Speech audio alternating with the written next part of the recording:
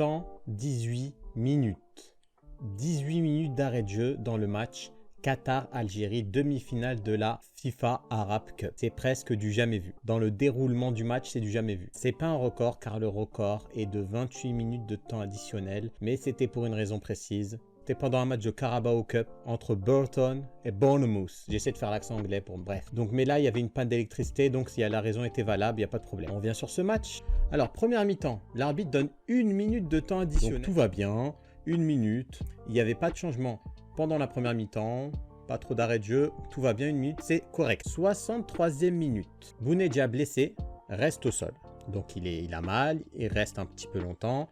Ça dure environ 2 minutes. Dans les 2 minutes, il y a le changement du Qatar, l'entrée de Muntari et la sortie de Boudiaf. On ne compte pas les 30 secondes de ce changement, car c'est impliqué dans la blessure de Bounedjah. On voit l'arbitre faire le signe de la montre comme quoi il arrête le jeu. Donc il comptabilise le temps où Bounedjah est blessé. Donc il n'y a pas de temps calculé par rapport au changement du Qatar, car c'est dans le temps stoppé par le joueur algérien. Donc 2 minutes passent, Bounedjah est dehors. Le jeu reprend. 67e minute, Tara rentre à la place de Bounedjah. Mais Bounedjah est déjà sur le banc. Donc Tara rentre directement. Il y a 0 seconde de perdu sur ce changement. Car vous savez, quand on fait un changement, l'autre joueur prend du temps, il marche, etc. Ça fait 30 secondes et c'est normal. Là, il n'y a rien. Pas une seconde de prix. C'est immédiat. 72e minute. Boualem, joueur du Qatar, reste au sol. Ça dure environ 1 minute. Le temps qu'il soigne, etc. Il revient sur le terrain. 74e minute. Blessure et sortie de Meziani, qui dure environ 1 minute plus le changement avec Soudani, car il sort et Soudani rentre. Donc on englobe la blessure et le changement. Logique. 77e minute, choc entre Omam et Soudani. Ça dure environ 1 minute aussi, le temps qui se relève, etc., etc. Donc 1 minute pour ce choc. Et pour finir, dans le temps réglementaire, 89e minute, entrée de Salman, joueur du Qatar. Changement classique, 30 secondes donc,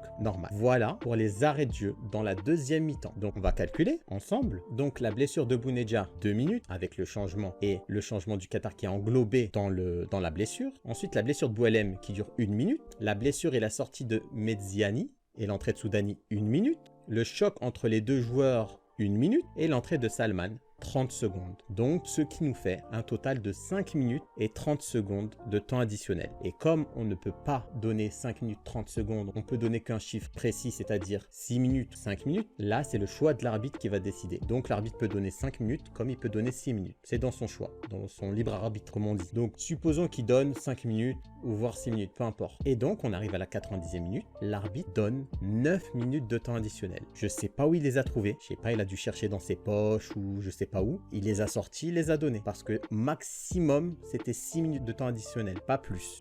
Ou alors 5 minutes. Ensuite, 93e minute, petite blessure de Ben Lamri qui va durer environ 30 secondes. C'est toujours dans le temps additionnel. Donc, on ajoute 30 secondes au temps additionnel, il peut les ajouter, il peut se le permettre en fait. Ensuite, 96e minute et 13 secondes, but du Qatar. On peut discuter sur ce but car l'arbitre devait donner 6 minutes au maximum ou 5 minutes et là le Qatar marque à la 6e et 13 secondes. Donc ça c'est très douloureux pour les Algériens. Et donc la célébration, ensuite l'arbitre va voir la VAR pour voir s'il y avait une faute, etc. etc. Tout ça dure 3 minutes et 30 secondes jusqu'à l'engagement des Algériens.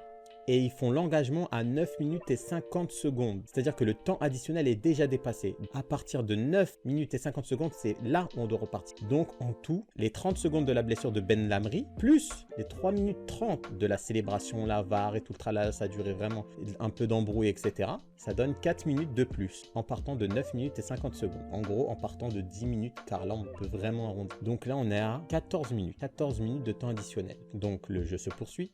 Penalty pour l'Algérie. 114e et 13 secondes. Justice est faite. C'est à peu près les mêmes secondes entre le but du Qatar et le penalty donné. C'est vraiment le destin. Donc le penalty est joué. 2-1 pour l'Algérie. Le temps entre le penalty donné et l'engagement est de environ entre 2 et 3 minutes. Et l'arbitre donne 1 minute en plus du temps qu'il avait donné de base. Là, on peut trouver ça un peu plus logique, qui donne 1 minute de rallonge par rapport à la célébration aussi, etc.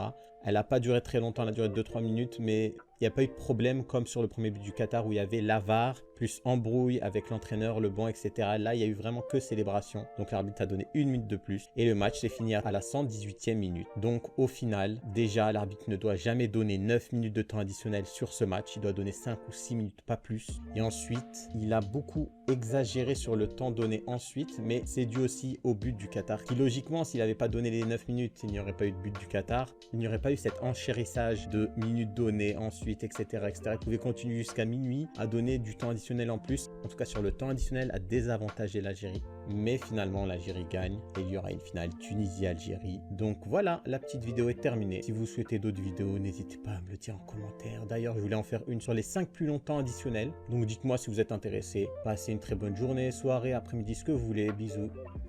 À bientôt.